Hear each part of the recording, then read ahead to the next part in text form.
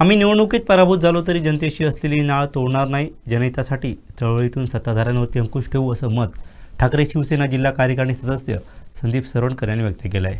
पाहूयात. असं आहे, तुम्ही म्हणाले एकाकी झुंज, अगदी बरोबर आहे. भ्रष्ट जनता, भ्रष्ट प्रशासन, भ्रष्ट नेते यांच्या विरुद्ध आमची लढाई होती. भ्रष्टाचार विरुद्धच लढाई होती. भ्रष्टाचार जिंकला, कदाचित आमचा पराभव झाला असेल आमच्या नैतिकतेचा, असं आम्हाला वाटतं. कारण जे काही विकास कामाच्या नावाखाली त्यांनी मतं मागितली पहिले 15 दिवस, आणि नंतर शेवटच्या आदल्या दिवशी आदल्या रात्री मात्र त्यांना काय आपला विकास काम शॉर्टेज वाटला, 500 रुपयांनी वाटला असेल, 1000 रुपयांनी कुठे वाटला असेल, ती तरतूद त्यांनी तुटी भरण्याचा प्रयत्न केला आणि परत मतं मिळवण्याचा प्रयत्न केला.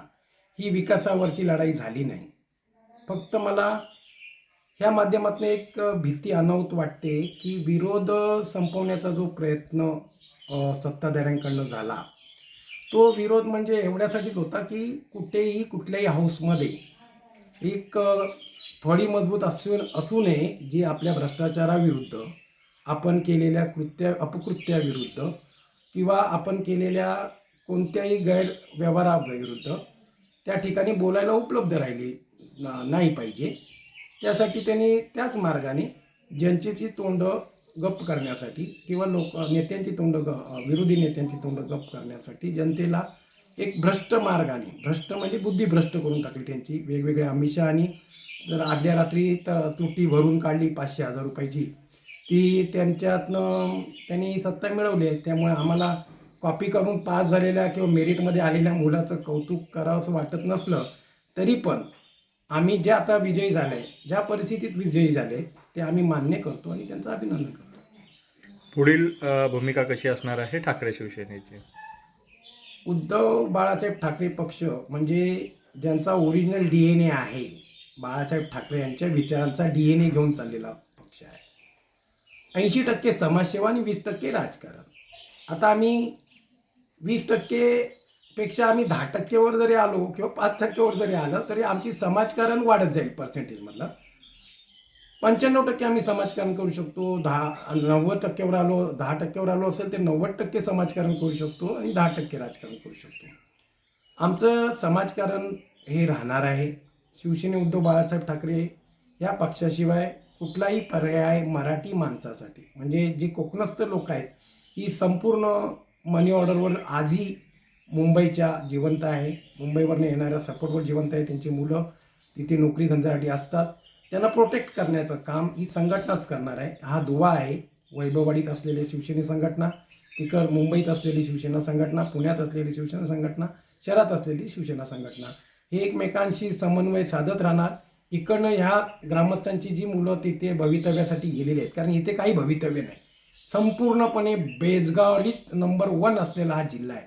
त्याला कारणीभूत कोण आहे? कित्येक वर्ष जे सत्ताधारी म्हणून लोळत आहेत, त्यांची आता घराणेशाही म्हणा, आणखीन काही शाही म्हणा त्यांना, परंतु जी त्यांची बादशाही आहे, घराणेशाही आहे आणि गुलामगिरीत लोळत चाललेली जनता आहे, त्यांना ते आदल्या रात्रीचे मिळालेली आमिष महत्त्वाची वाटतात.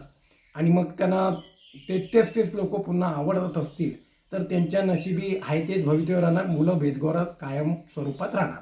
त्यामुळे त्यांच्यासाठी संघटना जी मुंबईत आली आहेत त्यांना प्रोटेक्ट करणार. इथे सुद्धा त्यांच्या जे काय त्यांच्या विरुद्ध अन्याय होत आहेत, भ्रष्टाचाराविरुद्ध संघटना ही बोलायचं काम करणार.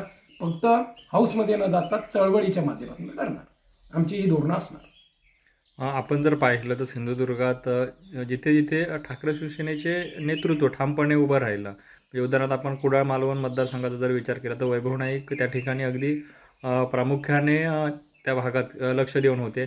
त्या ठिकाणी शिवसेनेला काही प्रमाणात यश मिळालं. मात्र इतर ठिकाणचं जर आपण बघितलं, इतर जे सिंधुदुर्ग जिल्ह्याचे 2 मतदारसंघ जर बघितले, त्या ठिकाणी परिस्थिती तशी नव्हती की नेतृत्वाकडून थोडं जो तुम्हाला सपोर्ट मिळाला पाहिजे होता, पदाधिकाऱ्यांना असेल किंवा कार्यकर्त्यांना असेल, त्यामुळे हे अपयश आलं असं वाटतं का? नेतृत्वाकडनं असा कुठलाही आम्हाला सपोर्ट मिळाला नाही असं म्हणता येणार नाही. ठीक आहे, नेतृत्व आमचं पक्षांतर झाल्यामुळे कमी झालेलं असेल किंवा एकाच विनायक राऊत साहेब किंवा सुशांत नाईक साहेब यांच्यावरच भार आला असेल. वैभव नाईक साहेब कुडाळला पाहत होते, सुशांत नाईक साहेब आमच्या विभाग पाहत होतं. वेळोवेळी त्यांच्या यथाशक्तीप्रमाणे ते आम्हाला त्यांची पाठबळ देत होते. परंतु नक्कीच भ्रष्टाचार मार्गाने ह्या लोकांनी पैसे कमवलेले नाही, विनायक राऊत असो किंवा सुशांत नाईक असो. त्यामुळे जे पाठबळ, आर्थिक पाठबळ इतर आमच्या विरोधकांकडे होतं आणि मतदारांपर्यंत ते पोचत होतं, तर ते आर्थिक पाठबळ ते देऊ शकले नाही. आम्हाला ते नकोही होतं की आपलं आर्थिक पाठबळ नको. जर मतदारांना वाटत असेल की भ्रष्ट मार्गानेच त्यांना जर एक रोमन फेज आहे साहेब, मी त्याच्यावर बोलणार आहे की यथो राजा तथो प्रजा, people gets what they deserve. जे स्वतः भ्रष्ट असतील तर त्यांना नेते भ्रष्टाचारी मिळणार.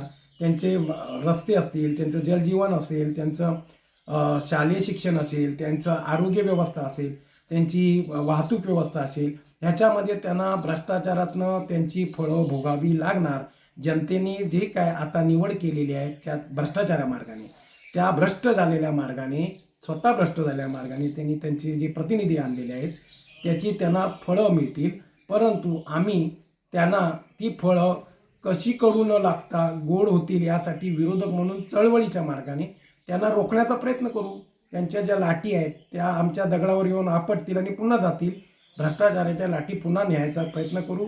लोकांचं कवच म्हणून आम्ही ते सांभाळण्याचा प्रयत्न करू एक चळवळीच्या मार्गाने. लोकांनी आम्हाला प्रतिनिधित्व कमी प्रमाणात दिलं आहे, परंतु चळवळी आमच्या हातात महात्मा गांधींनी जे विरोधक त्यांना मानत नाहीत आणि त्याचाच रात्रीच्या रात्री वाटप करतात, तेच महात्मा गांधींनी त्यांना तारलं आहे.